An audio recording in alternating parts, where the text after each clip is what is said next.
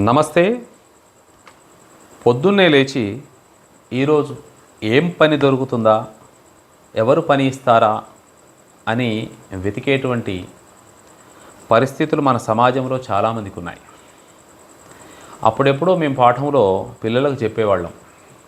ఆ పాఠం పేరు బొండు మల్లెలు. చాగంటి సోమయాజులు రాసిన కథ అది. ఒక ముసలాయన తోట పని చేయడానికి వస్తాడు. ఎన్నో కష్టాలు ఉంటాయి. బిడ్డ ఓర్చుకోదు. భోజనం చేసి చాలా కాలం అవుతుంది. ఆ కథ చదివినప్పుడు, పిల్లలకి చెబుతున్నప్పుడు, ఆ కథ చదువుతున్నప్పుడు అయ్యో, ఒక వ్యక్తి పని కోసం ఎదురు చూడడంలో దీని వెనుక ఇంత బాధ ఉంటుందా అని మనసంతా ఆర్ద్రతతో మారిపోతుంది, గుండె చెమ్మగిల్లుతుంది. నిజానికి ఏదో పని మీద అనుకోకుండా వెళ్ళి కూలీల అడ్డా దగ్గర ఆగామనుకోండి, నలుగురు వస్తారు చుట్టూ. సార్ పని ఉందా పని ఉందా పని ఉందా అని అడుగుతారు. ఎంత బాధగా ఉంటుందంటే పొద్దున్నే లేచి వాళ్ళ ఏం పని చేయాలా, ఎవరు పని ఇస్తారా అని ఎదురు చూడడం అనేది, అట్లా మీరేదైనా బండి తీసుకెళ్ళి అక్కడ వెళ్తే పరిగెట్టుకుంటూ వెళ్ళడం అనేది ఎందుకో నాకు చాలా దారుణం అనిపిస్తుంది. కొంచెం ప్రభుత్వాలైనా పని చేసే వాళ్ళకి రేపు పొద్దున పని ఉంటుంది అనే భరోసా అయినా కల్పించాలి. డబ్బులు ఎంత వస్తాయి, కనీసం పని దొరుకుతుంది అనే నమ్మకం. ఆ నమ్మకం ఈ కూలీకి ఎప్పుడు దొరుకుతుందంటే ఎవరో ఒకడు వచ్చి పని ఇస్తేనే కలుగుతుంది. పని కోసం వెతుక్కోవడం, డబ్బు కోసం వెతుక్కోవడం కాదు. పరోక్షంగా డబ్బే, కానీ పని ఉంటేనే డబ్బులు వస్తాయి. మరి పని ఎవరు ఇస్తారు ఏమో తెలియదు. అక్కడ నిలబడితే ఎవరైనా పని ఇస్తే. ఎందుకో ఈ దృశ్యాలను చూసినప్పుడు చాలా బాధగా ఉంటుంది. అంటే సమాజంలో ఇంకా ఇలాంటి పరిస్థితులు ఉన్నాయి. ఈ పని ఇస్తామనే భరోసా కల్పించే పథకాలు ఏమీ రాలేదేమిటా అనిపిస్తుంది. అన్నీ ఇవి ఉచితంగా ఇస్తాము, అది ఉచితంగానే ఇస్తాము అనే పథకాలు చాలా ఉన్నాయి, కానీ మీకు ఖచ్చితంగా 360 రోజులు పని ఉంటుంది అని చెప్పే పథకాలేమీ లేవే. తలుచుకుంటే అలాంటివి ఏం సాధ్యం కాదా? పని చేసే వాళ్ళకు పని ఇవ్వలేమా అనిపిస్తూ ఉంటుంది. పైగా ఈ కూలీలు కూడా నగరాల్లో బాగా ఉంటారు, ఊళ్ళల్లో కూలీలు ఉంటారు. వలస కూలీలు మనకు తెలుసు, కూలీలు తెలుసు. ఎక్కడో పనికి వెళ్ళి పొద్దాగా పనిచేసి మళ్ళీ సాయంకాలాన్ని ఇంటికి వచ్చి మళ్ళీ పొద్దున్నే లేచి మళ్ళీ పని ఎక్కడో. అది ఊళ్ళల్లో ఉండేవి. నగరాల్లో కూలీలు ఉంటారు. ఒక అడ్డా ఉంటుంది, అక్కడ అందరూ పొద్దునే 6, 6:30, 7 గంటలకి సద్దిమూట పట్టుకొని ఉంటారు. ఇంకా ఎవరో వస్తారు, వాళ్ళని మళ్ళీ సాయంత్రం 6 గంటల వరకు పని చేయించుకొని డబ్బులు ఇచ్చి పంపిస్తారు. వాళ్ళ జీవితాలను చూసినప్పుడు అందులో చాలామంది ముసలి వాళ్ళు ఉంటారు, పెద్దోళ్ళు ఉంటారు, ఆడవాళ్ళు అయితే. కొందరిని చూసినప్పుడు అసలు ఈ సిమెంట్ డబ్బా మోస్తాడా, బిల్డింగ్ పనులకు దానికి దీనికి తీసుకుపోతుంటారు కదా, మోస్తారా అనిపిస్తుంది. కానీ పని చేస్తారు పాపం. అంత బలం ఎట్లా వస్తుందో అర్థం కాదు. వాళ్ళు తినే ఆ సద్ది అన్నంలో కూడా అన్ని కారం మెతుకులు అవే ఉంటాయి. ఎందుకో ఇలాంటి దృశ్యాన్ని చూసినప్పుడు నాకు మనసు చలించిపోయింది. ఒకసారి కూలీ పేరుతో నేను వచన కవిత రాయడం జరిగింది. అక్షరాల సభ నేను రాసినటువంటి వచన కవితా సంపుటి. ఈ పుస్తకంలో కూలీ అని ఒక కవిత రాయడం జరిగింది. ఇది 2019 అక్టోబర్ 6వ ఆదివారం రోజున ప్రజాశక్తి అనుబంధం స్నేహలో ప్రచురితమైంది. ప్రజాశక్తి అనుబంధం స్నేహ సండే బుక్లో స్నేహలో వచ్చింది. అప్పట్లో మంచి ప్రశంస పొందినటువంటి కవిత ఇది, వచన కవిత. కవిత్వం ఎప్పుడైనా మన చుట్టూ ఉండేటువంటి అంశాల గురించి వస్తువై ఉండాలి అని కదా మనం అనుకుంటాం. కూలీ, ఈ కూలీ జీవితాన్ని ఈ కవితలో ఇట్లా రాశాను. కూలీ శీర్షిక: సుక్క పొద్దున నిద్రలేచి సద్దిమూటతో ఇంటి గడప దాటి సూర్యుడికే సవాల్ విసురుతాడు.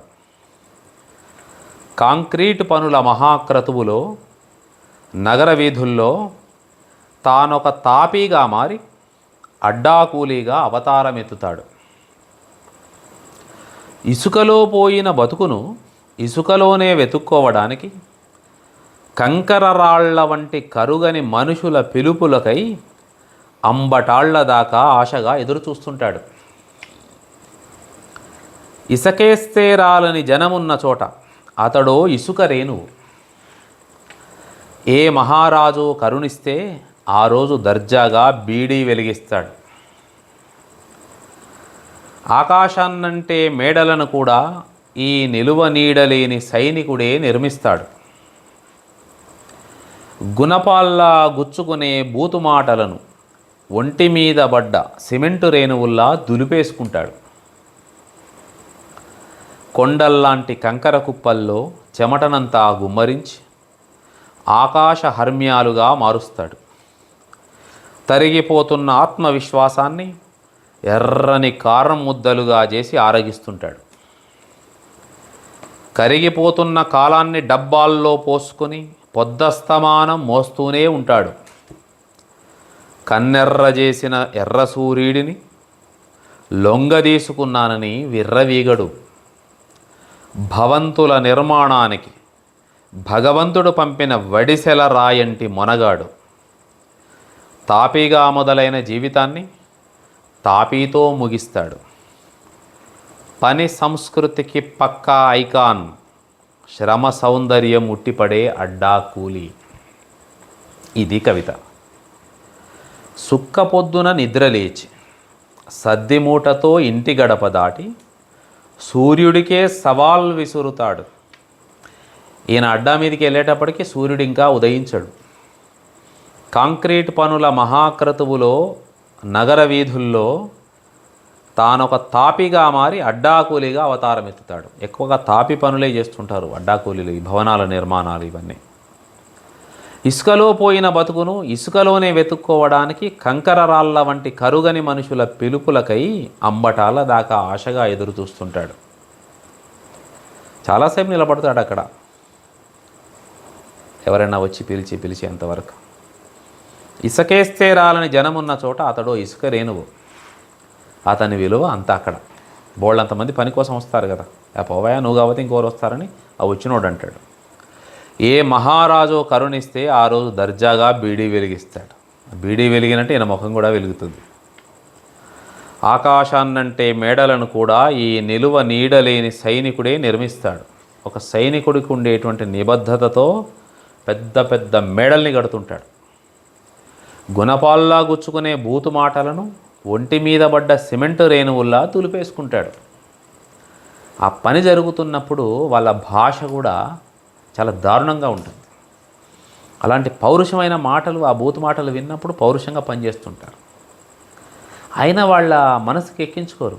ఒంటి మీద పడ్డ సిమెంట్ రేణువుల్లా ఆ మాటల్ని దులిపేసుకుంటారు. కొండల్లాంటి కంకర కుప్పల్లో చెమటనంతా గుమ్మరించి ఆకాశ హర్మ్యాలుగా మారుస్తాడు. ఈ అడ్డాకూలి వెళ్ళేటప్పుడు కంకర కుప్పలు ఉంటాయి. సాయంకాలం వచ్చేసరికి కంకర కుప్పలన్నీ భవనాలు అవుతాయి.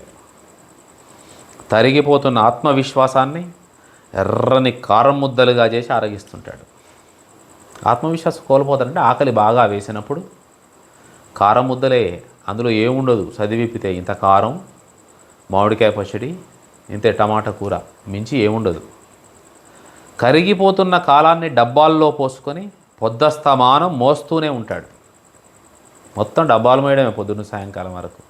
ఇసుక, సిమెంటు, కంకర, ఇటుకలు ఇవే. కన్నెర్ర చేసిన ఎర్ర సూర్యుడిని లొంగ తీసుకున్నానని విర్రవీగడు. ఎర్ర సూర్యుడు కన్నెర్ర చేయడం అంటే ఎర్రటి ఎండ గాయడం, మిట్ట మధ్యాహ్నం. పట్టించుకోడు, ఎంత ఎండ కాసినా పర్వాలేదు, ఎంత ఎండ కొట్టినా ఈయన పని ఇందే. భవంతుల నిర్మాణానికి భగవంతుడు పంపిన వడిసెల రాయంటి మొనగాడు. వడిసెల రాయంటి మొనగాడు. ఎందుకంటే కంకర్రాళ్ళలో ఉంటాడు కాబట్టి ఉండి ఉండి వడిసెల రాయిలా తయారయ్యాడు. దూసుకుపోయే వడిసెల రాయి. తాపీగా మొదలైన జీవితాన్ని తాపీతో ముగిస్తాడు. తాపీ పనే కదా చేసేది ఎక్కువగా. పని సంస్కృతికి పక్కా ఐకాన్. శ్రమ సౌందర్యం ఉట్టిపడుతుంది ఇక్కడ అడ్డాలో, అడ్డా కూలీల దగ్గర. శ్రమ సౌందర్యం ఉట్టిపడే అడ్డా కూలీ. అడ్డా కూలీ అంటే ఐకాన్. పని సంస్కృతికి, పని ఎట్లా చేయాలి, పనిని ఎట్లా ప్రేమించాలి, ఎలా పని చేసి కష్టానికి తగిన ఫలితాన్ని పొందాలి, ఎంత పెద్ద భవనాన్నైనా భయపడకుండా, ఎంత పెద్ద పనైనా భయపడకుండా ఎట్లా చేయాలి, అంత ఆత్మవిశ్వాస కనులు వాళ్ళు అడ్డాకూలీలు. అడ్డాకూలీని చూసినప్పుడు నా మనసులో నుంచి వచ్చినటువంటి భావాలను ఇలా కవిత రూపంలో వెలువరించడం జరిగింది. విని ఆస్వాదిస్తారని, అర్థం చేసుకుంటారని మరో వచన కవితతో మరోసారి కలుద్దాం. ధన్యవాదాలు.